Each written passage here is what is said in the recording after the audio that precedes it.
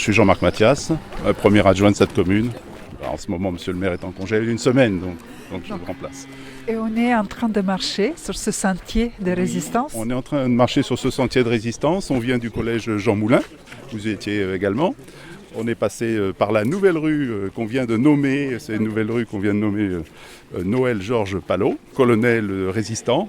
Et il a été honoré à la fois par sa famille, par la commune et par monsieur le sous-préfet, monsieur le secrétaire général. Et maintenant, on va à la stèle des monuments aux morts, également rendre hommage à ce chemin de la résistance. C'est symbolique faire ça à la veille de la date du 8 mai. Exactement. Mais demain, on rendra encore hommage, finalement, l'hommage du 8 mai également. Mais effectivement, ça a été choisi aujourd'hui pour être juste à la veille du 8 mai. Tout a été bien organisé par Rodolphe Ferrazzi. Et donc là, pour le coup, on a mobilisé, vous avez vu, de nombreux porte-drapeaux. On a mobilisé les élèves du collège. On a la chance d'avoir exactement les représentants des associations des anciens combattants.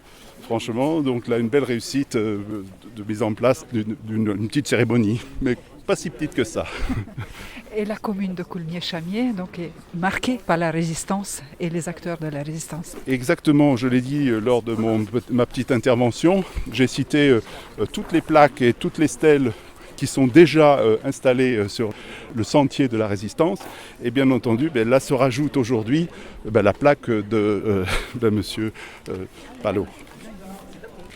Jean-Paul Bedouin, je suis le secrétaire général adjoint de l'ANACRE et le président du comité départemental de l'ANACRE en Dordogne. Qu'est-ce que ça vous évoque, participer aujourd'hui à cet sentier de résistance à Coulmiers-Chamiers ? C'est important de rendre hommage à ces résistants, mais c'est aussi important de permettre aux habitants de Coulmiers-Chamiers de s'approprier leur histoire locale, puisqu'on rend hommage à des résistants qui sont des résistants locaux. Je suis Michel Villefausse, le gendre de Noël Georges Palot. Et aujourd'hui, vous avez assisté ? Aujourd'hui, j'ai assisté à l'inauguration de la plaque d'une rue qui va porter son nom.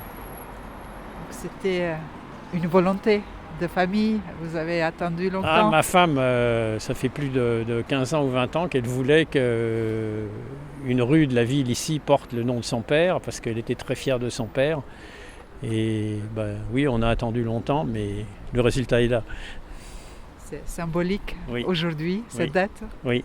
Est-ce que vous pouvez dire quelques mots sur la personnalité de ce grand homme ? Qu'est-ce que vous avez dit au micro avant toutes ces personnes qui se sont réunies aujourd'hui pendant cette commémoration ?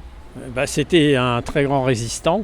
Donc il a fait une très belle guerre en 1940 et puis surtout il a mis en place le plan Tortue qui était destiné à retarder l'avance des Allemands, des chars allemands vers la Normandie. Il a été arrêté, torturé, mais il n'a pas parlé et il a été déporté après à Dachau jusqu'à la libération par les Américains. C'était un homme qui avait un charisme exceptionnel et qui était toujours gai, qui adorait la vie. Est-ce que ça signifie pour toute la famille avoir la rue avec son nom ? C'est une très grande fierté, c'est une reconnaissance de ce qu'il a fait. Je suis Nicole Rufino, présidente du comité départemental de la Dordogne de l'ARAC, Association républicaine des anciens combattants. Et je suis aussi membre de l'ANACRE, l'Association nationale des anciens combattants et résistants.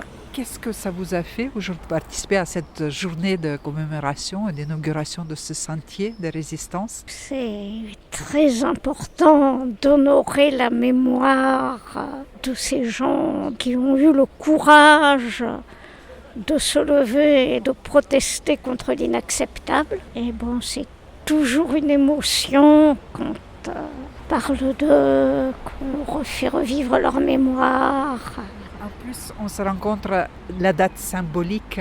Oui, c'est le 8 mai, c'est quand même pas n'importe quelle victoire, c'est la victoire sur le nazisme, sur une idéologie barbare de racisme, de discrimination, de dictature, enfin tout ce qui est à l'encontre de la démocratie, de l'humanité et de la solidarité. Et c'est doublement important aujourd'hui, c'est se souvenir et Oui. commémorer cette date. Tout à fait, c'est vrai quand on voit comment cette idéologie est banalisée, y compris dans la plupart des grands médias, comment les idées d'extrême droite, les idées racistes, les idées d'exclusion progressent et sont banalisées, c'est quelque chose qui m'inquiète beaucoup, beaucoup.